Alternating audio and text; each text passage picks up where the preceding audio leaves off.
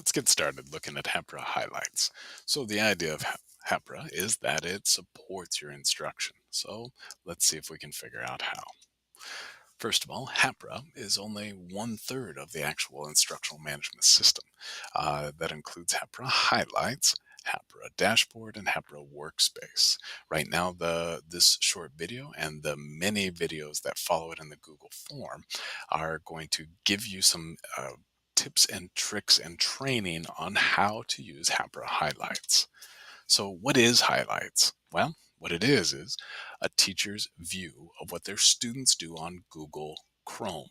Yep, the web browser Google Chrome, or what Google Chromebooks do, go to the web browser Google Chrome.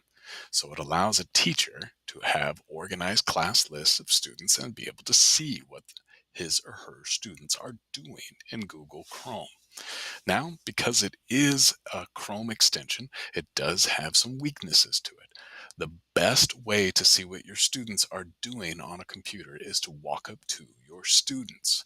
But when there is not that ability to do so, Hapra Highlights supports your classroom. Let's take a look at how. So, thinking instructionally, you can monitor and assess what your students are doing using Hapra highlights and the tools that are there.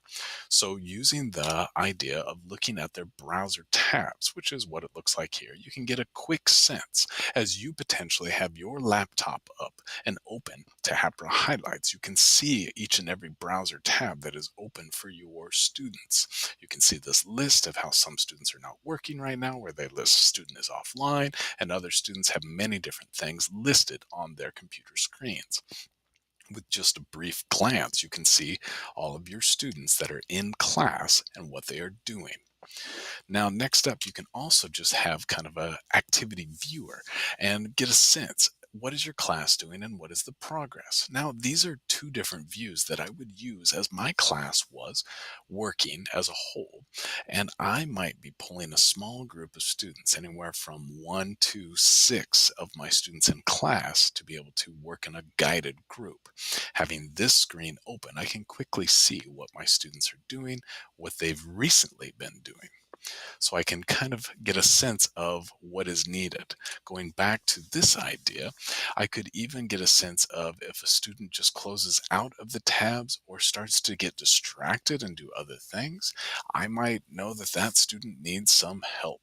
That student may need more than just the support of, hey, go to the right website. That student might just be frustrated, and that's why they're not on task.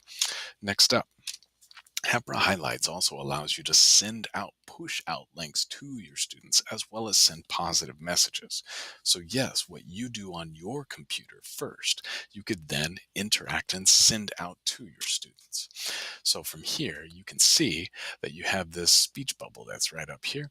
That idea, you could actually send a message to your student and it would pop up on your student's screen.